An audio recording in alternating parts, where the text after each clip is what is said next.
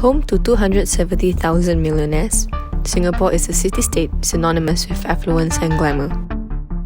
Beneath the bustling city lies the hidden poverty issue of the country. As the aging population increases, many elderly are left to take on low-skill and low-wage jobs, such as cleaners and waiters. These jobs, although low-level, guarantee stable employment. However, there is one particular job that lies at the center of the hidden poverty issue in Singapore. Cardboard collecting is a freelance job in nature with no stable pay. Cardboard collectors are subjected to exploitation. Their wage differs according to the market rates. This leaves them as a vulnerable group who face job and financial insecurity. To gain insights into the lives of cardboard collectors, we went to the heartlands of Toa Payoh, where seeing cardboard collectors pushing along their heavy carts is a common sight. Elderly cardboard collectors in the Toa Payoh area set up camp here. The large hawker centre and countless stores to collect cardboard from, as well as the nearby cardboard recycling centre, makes Toa Payoh the second home for many cardboard collectors. Madam Yasyang is one of the few thousand cardboard collectors in Singapore. She took on this job to support her family after retiring from her previous job. 我今年74岁。那你收纸皮收多久？我收了40年。我每天都剪纸皮的，对我必须要照顾我哥哥，因为哥哥心没有力，放那个电池在他的心脏啊，所以我必须要帮他做好他。The intense physical demands of cardboard collecting has led Yasyang to develop a noticeable hunch on her back, as well as walking difficulties. We joined Madam Yasyang in her cardboard collecting run for the day.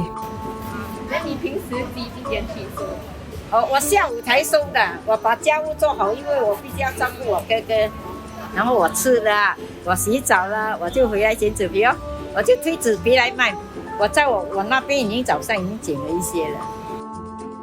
我剪到大概傍晚，大概4点多5点我就回家了，因为我必须带我哥哥要卖报纸，因为哥哥心没有力，不可以做太久。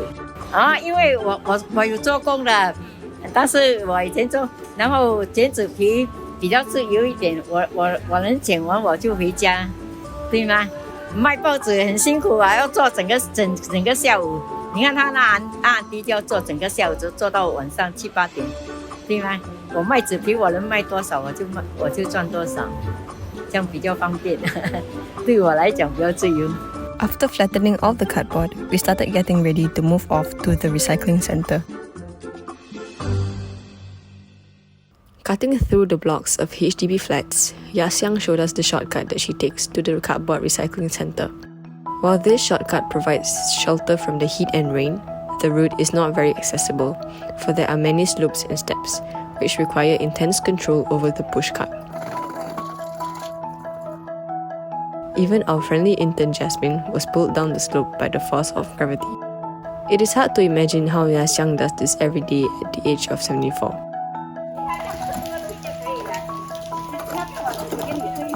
Nearing the cardboard recycling centre, we were faced with another barrier, literally. To overcome this barrier, Yasyang had to hunch over and duck under the pole, back facing any oncoming vehicles entering the car park. This is not the only time where her safety is at stake.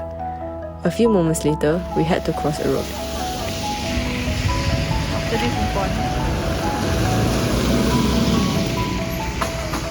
Without traffic lights, it was extremely dangerous to cross the road with the cars going by every few seconds. With the sizable population of cardboard collectors, there is bound to be some competition, especially in a neighbourhood like Toa Payoh. During our trip to the recycling centre, we saw many cardboard collectors going to and leaving the centre. We also witnessed an uncle picking up speed and jogging to the recycling centre in order to reach first. Using the main roads is not an uncommon scene, as many cardboard collectors have found it more convenient than using sidewalks.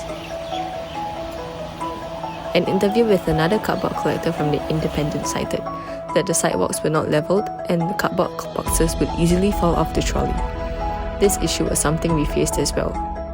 We had to push the cart on the main road, where cars and large trucks occasionally passed by. When asked to be careful, Yasyang shared that she was used to such dangers, and that most cars would be patient enough to give way to the cardboard collectors. However, She also mentioned that she was previously involved in a car accident while on her way to sell her cardboard.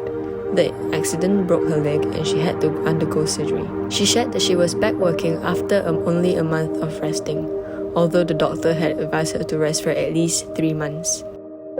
Yaxiang was lucky, as there have been many cases of cardboard collectors being killed in road accidents on their way to sell their collections. The fact that cardboard collectors have to put their lives in danger to save time is deeply saddening. These safety challenges faced by the elderly cardboard collectors can be attributed to the EXO system, where there is a lack of government policies to safeguard their safety needs.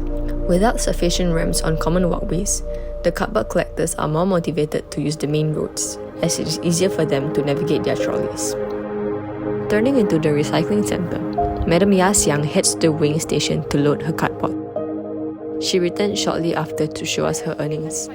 In exchange for her tough journey to the recycling center, she earned a measly $3.20.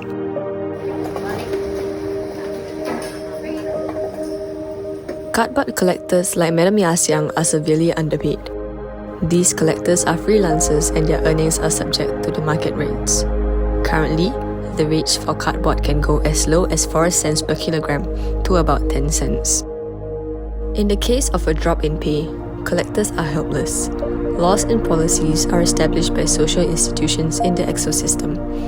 The relevant authorities overlook and fail to recognize their financial needs. As a result, the inattention of the government leaves these cardboard collectors vulnerable to exploitations, which reveals itself in the unreasonably low pays. To put things into perspective, an elderly requires $1,379 per month to fulfill one's basic needs in Singapore. In the case where a collector is paid 10 cents per kilogram, they need to collect 13,790 kilograms per month, which translates into 460 kilograms of cardboard per day. This is an impossible figure to attain. Though the payout for cardboard collecting is low, collectors turn to this job as a means of survival. They continue working endlessly for the measly but still significant pay.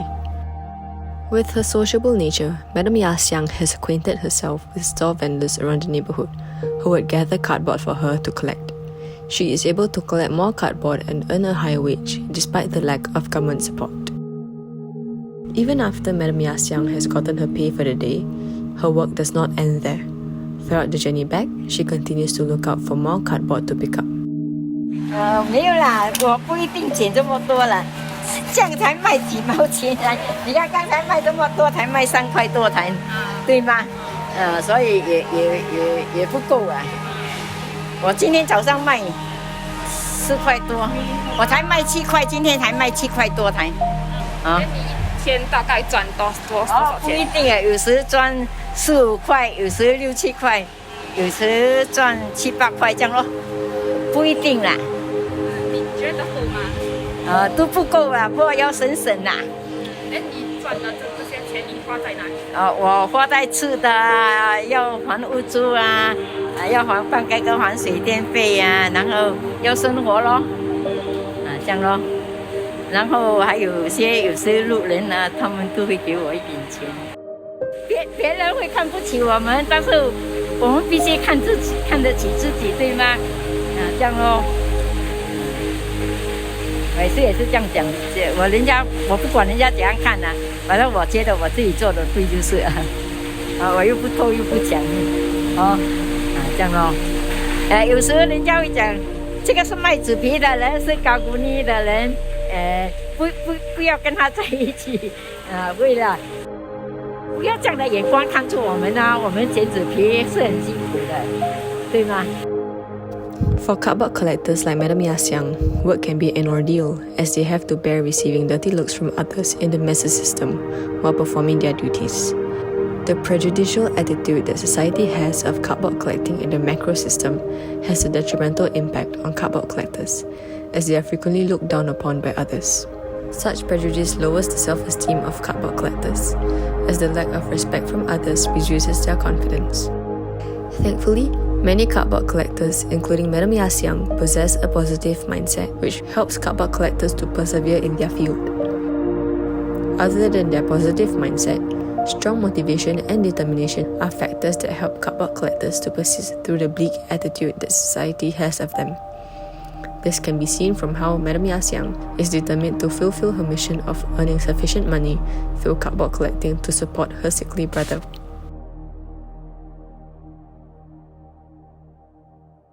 Most of society is unable to comprehend the motivations of these collectors. An unstable job that is high risk, labor-intensive and low-paying. How is it that so many elderly still look to cardboard collecting in a first-world society like that of Singapore? In 2015, a Facebook post by the then Minister Tan Chuan Jin caused an uproar in the local community. Minister Tan made remarks about the cardboard collectors, saying that they treat this as a form of exercise. His remark was met with harsh criticism from some Singaporeans who accused him of whitewashing the poverty issue in Singapore. The mindset of Minister Tan is governed by the country's belief system at the macro system. Being a member of the parliament, he has a wide sphere of influence, and his opinions largely reflect that of the country as a whole.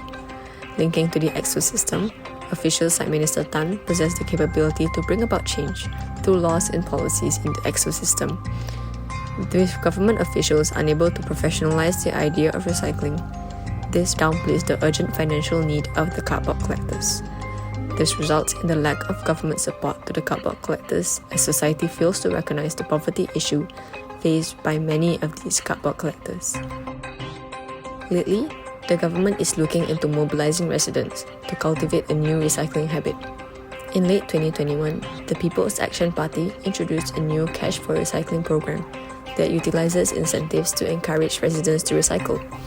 However, this initiative is targeted at the residents and offers residents 6 cents per 1 kilogram of cardboard.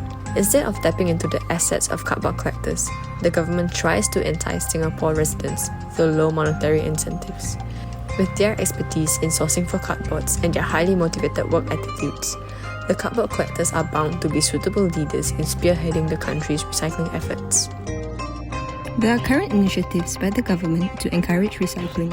However, the exchange rate for each kilogram of cardboard is lower than what collectors can earn from the collection centre.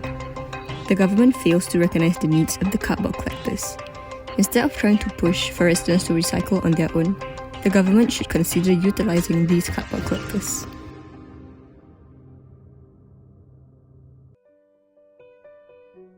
We concluded that an effective way to help cardboard collectors would be for private cardboard recycling companies to collaborate and start a recycling-focused organisation. They can hire these collectors as recycling specialists. The organisation should strive to repackage the image of cardboard collectors and provide them with a stable income. This organisation can collaborate with NEA to start collection points in safe and easily accessible locations within neighbourhoods, ensuring the safety of these recycling specialists when selling their cardboard.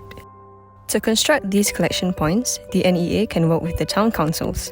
Upon establishment, the organisation can also run social media campaigns to educate the public about cardboard collectors, the challenges they face, and promote positive social change. The proposed solution also benefits Singapore's growth as a green nation. Tapping on cardboard collectors' profound knowledge in cardboard collecting and their determination to sustain a career in the industry, Singapore can benefit from cultivating a recycling ethos. Tapping into the skills of these cardboard collectors not only ensures the financial security and employment of cardboard collectors, it also benefits Singapore's recycling efforts, moving Singapore towards a greener nation. The proposed solution is highly feasible because it aims to be established in the private sector, where the procurement of services and materials is achieved much more efficiently. It is also envisaged for the proposed solution to be highly sustainable because of the support it will receive from members of society and the government in terms of caring for Singapore's aging population and promoting Singapore's recycling efforts. The community of elderly cardboard collectors, despite their unfortunate circumstances, are resilient and resourceful in their own ways. Their strong willpower to stay independent is also commendable. While the job of cardboard collecting is often frowned upon, the values and assets that we have identified from cardboard collectors is something that everyone should look up to.